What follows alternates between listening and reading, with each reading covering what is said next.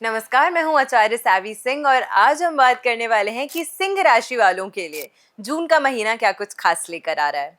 सिंह राशि के लिए विशेष करके आपकी राशि के स्वामी ग्रह जो हैं वो सूर्य बनते हैं और सूर्य इस महीने आपके लिए दशम और एकादश भाव से गोचर कर रहे हैं।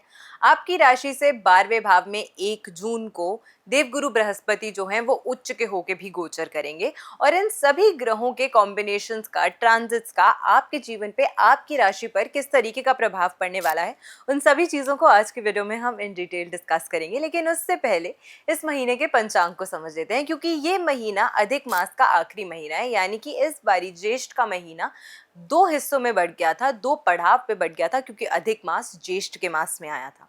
और ये महीना 1 जून से लेके 29 जून तक दूसरा द्वितीय पड़ाव जो है वो ज्येष्ठ मास का रहने वाला है, जहां पर ज्येष्ठ शुक्ल पूर्णिमा जो है वो 29 जून को मनाई जाएगी।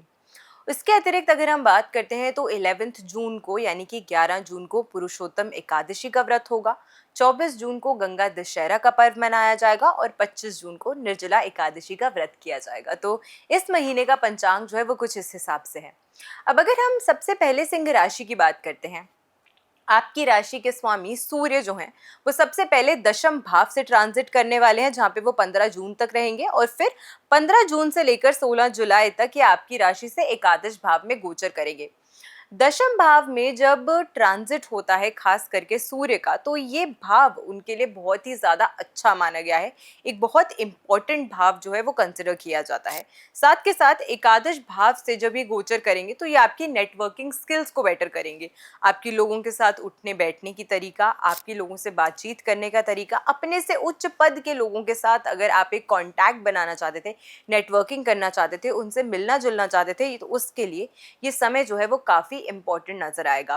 साथ में दशम भाव आपके कर्म का भाव है, आपके प्रोफेशन का क्षेत्र है और यहाँ से आपकी राशि के स्वामी का ट्रांजिट करना, जो लोग अपनी खुद के सेल्फ एम्प्लॉयड हैं, अपने प्रोफेशनल फील्ड में काम करते हैं, अपना बिजनेस रन करते हैं, उन सभी लोगों के लिए ये समय जो है वो काफ़ी इंपॉर्टेंट है।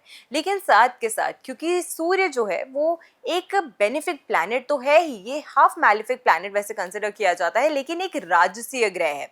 तो वो लोग जो नौकरी के क्षेत्र में भी चाहते थे कि उन्हें कुछ सफलता मिले, कुछ बढ़ोतरी मिले, कुछ रिकग्निशन मिले, प्रमोशन मिले, या अगर आप चाह रहे थे कि इस महीने के दौरान आपको कोई ऐसा अपॉर्चुनिटी मिले किसी नए कार्य में जॉब करने का, किसी नई फील्ड को एक्सप्लोर करने का अपनी एग्जिस्टिंग जॉब में, तो उन सभी चीज़ों के लिए भी ये समय जो है वो काफ़ी महत्वपूर्ण और अच्छा नजर आता है।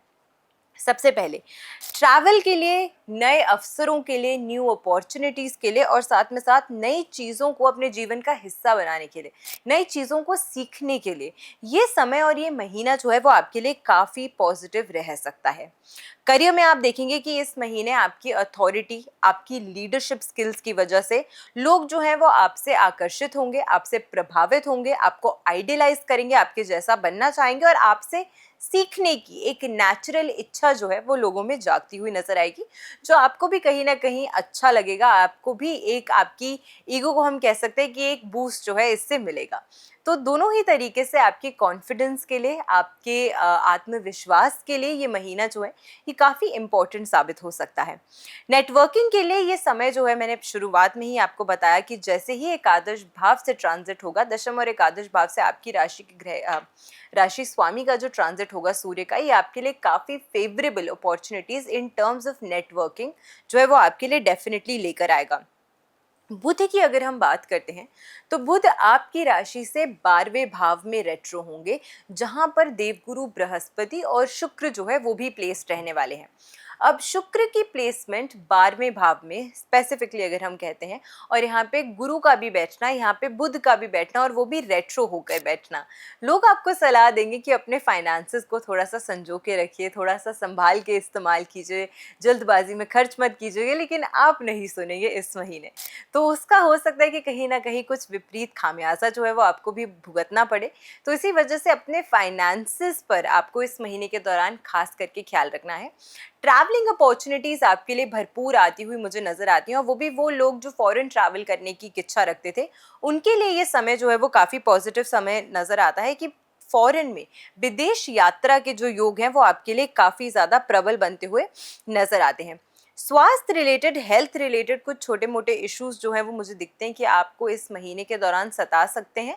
तो अपनी ओवरऑल स्लीप साइकिल को बेहतर कीजिए, अपनी ओवरऑल डे क्लॉक को, अपनी बॉडी क्लॉक को अच्छा कीजिए। सुबह कितने बजे उठते हैं, रात को कितने बजे सोते हैं, पूरे दिन में कैसा आप अपना रूटीन रखते हैं, खान पीन पर अपना कितना ख्याल रखते हैं, ये छोटी छोटी लिविंग पैटर्न्स अगर आप अपने जीवन में फिक्स करते हैं तो आप देखेंगे कि ओवरऑल आपकी हेल्थ में काफ़ी पॉजिटिव और एक बेहतर शिफ्ट जो है वो आपको देखने को मिलेगा।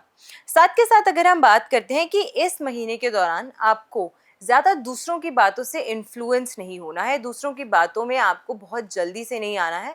अपने आप पर, अपनी खुद की कैपेबिलिटी पर, आपको जो लगता है कि आपके अंदर से जो बात आवाज़ आती है कि क्या सही है और क्या गलत है, उसका चयन इस महीने आपको खुद करना है। यानी कि दूसरों की ना आपको निंदा पर ना प्रशंसा पर, दोनों पर ही आपको रिलाई नहीं करना है। तो सेल्फ सफिशिएंट अगर बनेंगे और सेल्फ अपने खुद के सोच पर अगर आप भरोसा करेंगे और उसके आधार पर अगर निर्णय लेंगे, कि उसके बेसिस पर अगर आप अपने लाइफ में इस महीने के दौरान डिसीजंस लेते हैं, तो काफ़ी हद तक ये डिसीजंस आपके लिए सही हो सकते हैं और फ्रूटफुल भी साबित हो सकते हैं।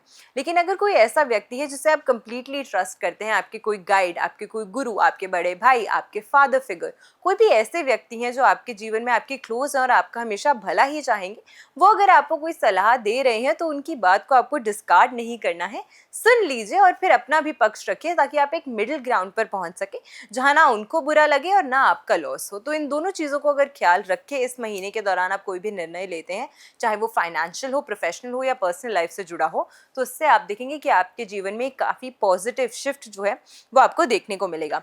जल्दबाजी में ऑफिस में मैं कहना चाहती हूँ कि कोई भी काम जो है इस महीने मत कीजिएगा। बॉस ने कोई काम किया, हाँ मेरे को पहले से ही कोई काम करना है तो मैं जल्दबाजी में उसे करूँगी, या मैं दिखाना चाहती हूँ कि मैं दूसरों से बेटर हूँ इसलिए मैं जल्दबाजी में उसे काम करूँगी, तो हड़बड़ी में भी किया हुआ काम जो है वो नुकसान की ओर आपको लेकर जा सकता है। तो इसीलिए जल्दबाजी में कोई काम मत कीजिए। आपकी स्किल सेट अगर उसमें अच्छी है तो आप उसे पूरा ड्यू टाइम दीजिए। अगर आप नेचुरली किसी चीज़ में अच्छे हैं तो आप दूसरों के कंपैरिजन में उसे और कम समय में बेहतर परफॉर्म करके दिखाएंगे। लेकिन अपने ऊपर प्रेशर बना के कि मुझे कोई भी काम जो है वो बहुत जल्दी से करना है क्योंकि मुझे डिलीवर करना है, उसके चक्कर में ऐसा ना हो कि आप बहुत बड़ा नुकसान जो है वो अपना कर लें। तो इस चीज़ का आपको ख्याल रखना है। अब अगर हम इस महीने की रेमेडी की बात करते हैं तो ऐसा क्या खास है जो आपको करना चाहिए इस महीने के दौरान। अगर आप एक रविवार के दिन यानी कि एक संडे के दिन एक तांबे के पात्र में गेहूं जो है वो अगर किसी भी वृद्ध पुरुष को अगर आप दान करते हैं, किसी ज़रूरतमंद पुरुष को अगर आप दान करते हैं, तो ये बहुत ही ज़्यादा अच्छा आपके लिए साबित हो सकता है।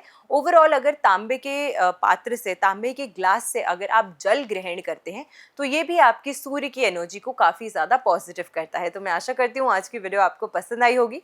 अगली जिस राशि की हम बात करने वाले हैं वो है कन्या राशि की। वर्गोस के लिए आने वाला जून का महीना जो है वो क्या कुछ खास लेकर आ रहा है। तो अगर यह वीडियो आपको अच्छी लगी है तो ज़्यादा लोगों तक इसे शेयर ज़रूर कीजिएगा।